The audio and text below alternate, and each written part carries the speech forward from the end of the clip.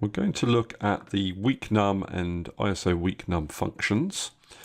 Let's start off with WEEKNUM. And this is going to return the week number for a given date. So if I select that date, comma, I then have to specify a return type. So by and large, this is when your week is going to start. What day of the week is your week going to start? So let's go for 21 Monday. I'll explain a little bit more about return types in a minute. And there we are. If I copy that down, you can see that it's returned the proper week number. Now, there's some interesting things going on here. For example, the 1st of the 1st, 2017 is week 52, and you might think that would be in week 1. Well, let's try a different return type. Sorry, not weekday, but WEEKNUM.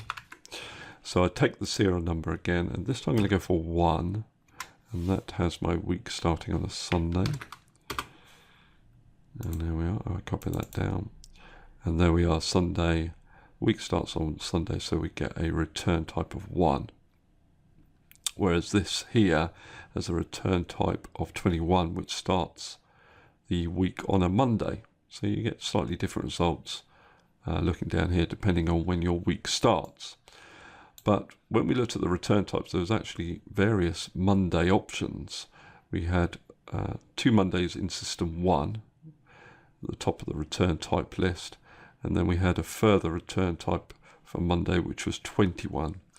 Now, type 21 actually relates to the ISOWEEKNUM function, which we'll use over here.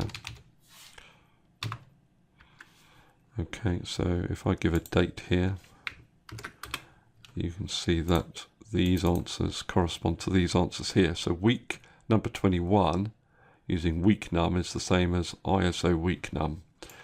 And let me just explain a little bit about that. Now, it basically follows this rule. The week containing the first Thursday of the year is the first week of the year and is numbered as week 1. This system is the methodology specified in ISO 8601, which is commonly known as the European week numbering system. So you've got to know which week numbering system your company is using, you're using in your country, before you can decide which return type to specify within this list. Now, I have given a link on this sheet to Microsoft's web page about this function if you need more information.